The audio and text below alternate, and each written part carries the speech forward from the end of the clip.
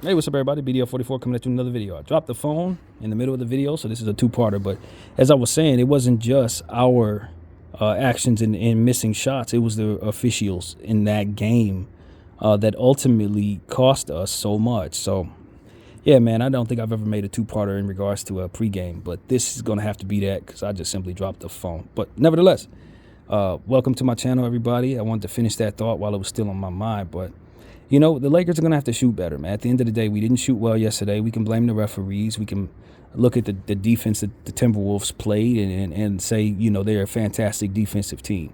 But all in all, we couldn't get a single player to score over 9 points yesterday. A lot of that had to do with the rotations, which were centered around playing defense.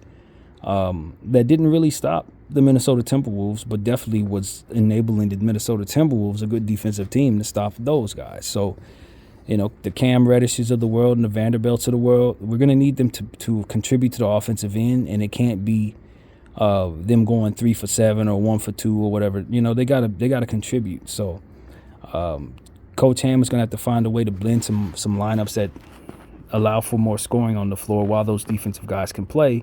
So it's not just defense, not just offensive lineups that really don't work and lead to us having things not going our way. So, you know, that's what I have to say about yesterday's game. Tonight, of course, as I said, we're going up against a Pelican team that's been very comfortable sitting at home for the last week.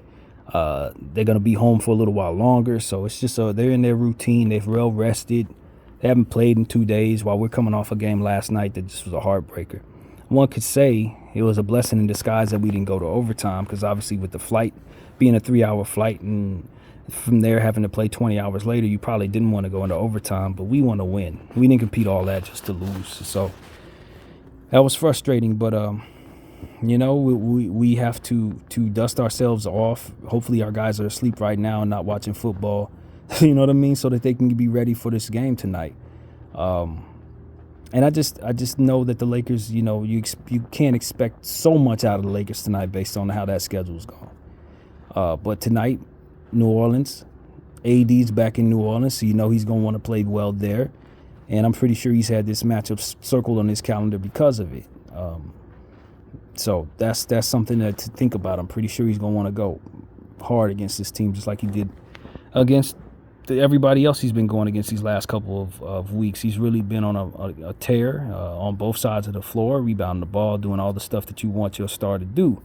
And we've been very pleased with AD, man. He hasn't had a bad game in a while, so I expect for him to continue to be on that tear, even though he did suffer some type of injury where he got elbowed in the stomach or something like that, ribs. I don't know what it was, but he's not on the injury report, so hopefully that means he'll be just fine.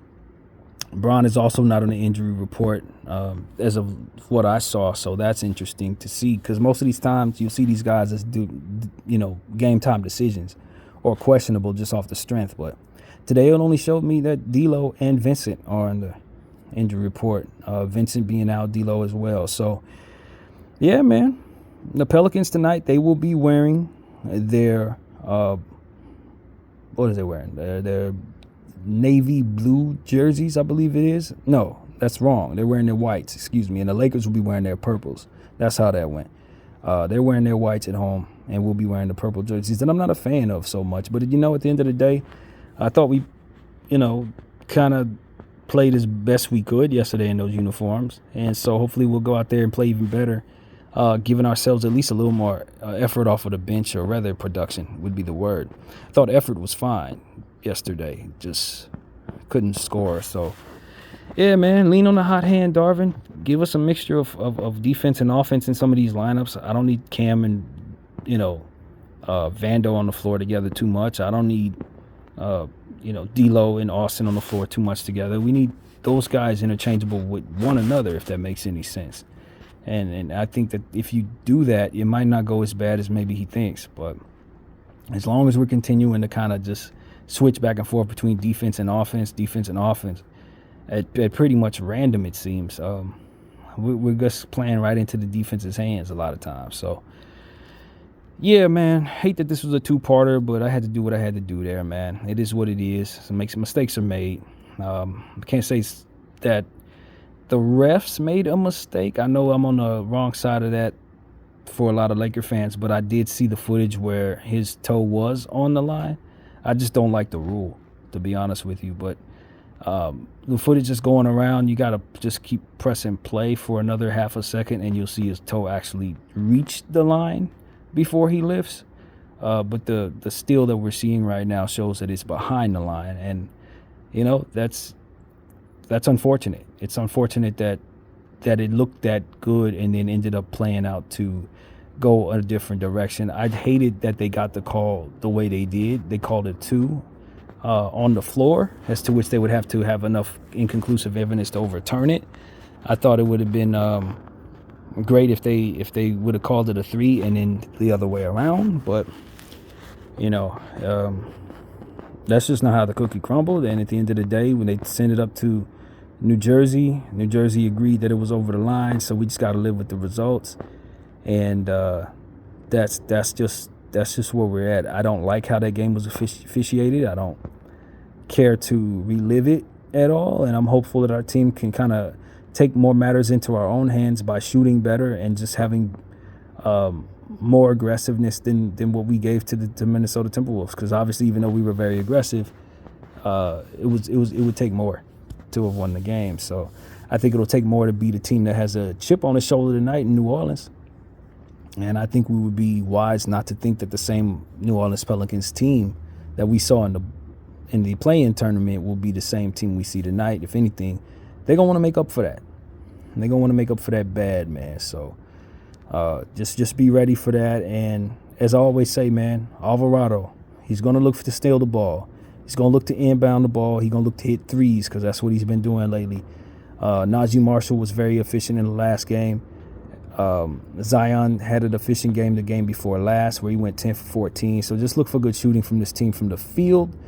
And they should be somewhere around average from behind the arc. But do beware. If they do decide to use Jordan Hawkins, that could change. If Trigger Murphy is hot, don't be surprised because they got 2 of the better shooters in the league on this team. They just don't necessarily know how to utilize them properly as of yet, it seems to me. But if they go to those guys, they could hit threes all night. So guarding the perimeter is important. Guarding the paint is massively important because when you're dealing with Valanciunas and Zion, Larry Nance, they got guys that can definitely rebound the ball and push you around if you allow them to. So size is important tonight. Small ball is not going to necessarily get it done. We got to be careful with guys like Dyson Daniels and Kira Lewis. I don't know if they want to use the back of the bench guys, but those guys were lottery picks who do have some upside. So they have bench unit. They have a bench unit that could work. Jeremiah Robertson Earl is somebody that we've seen a lot with the OKC Thunder. He's now with this team. Be aware of him. So, yeah, that's what it is, man. And I neglected to mention that Najee Marshall's coming off a very efficient game. He was 4 for 5 off the bench against the Jazz. So these are things to just be aware of, man. They're not coming off a poor shooting effort against the Jazz, and they did have some heartbreak losses in this homestand. So we should be very, very aware that they do not want to lose another one. But if it does come down to a close game, if we execute properly, they're probably going to go down because that's just how it's been going for them. So, yeah, man, that's what it is. Fairly average team we're going up against, but they have some massive strengths and some really high upside dudes, man, who could really go. And we know that. And B.I., we know him as well as anybody. Zion, he's obviously a force to be reckoned with when he's focused. And given that he wasn't focused in the last one, I wouldn't be surprised if we get the polar opposite tonight and he's a world beater. So we just got to be on our toes fully against this New Orleans Pelicans team. And that's pretty much going to be a tough task given the fact that we played just 10 hours ago, 12 hours ago in a heartbreaker against the best team in the Western Conference, arguably. So that's really what it is, man. Two-parter here to start the new year. I thank everybody for rocking with me all year long. It's been a heck of a year for me personally, but I know that the Lakers have kept me going just like they always have throughout the course of my life. And I'm just thankful for the squad, thankful for everybody that supports the channel. And we'll look to end this thing on a high note, man. We lose tonight, we're 500 ball club, and that's not what we want. So at 17-16, hopefully we can make that 18-16. and get into the new year 2 games above 500. So that's pretty much the thought there, man. I thank you all for walking with BDL 44 this year, and I'm out.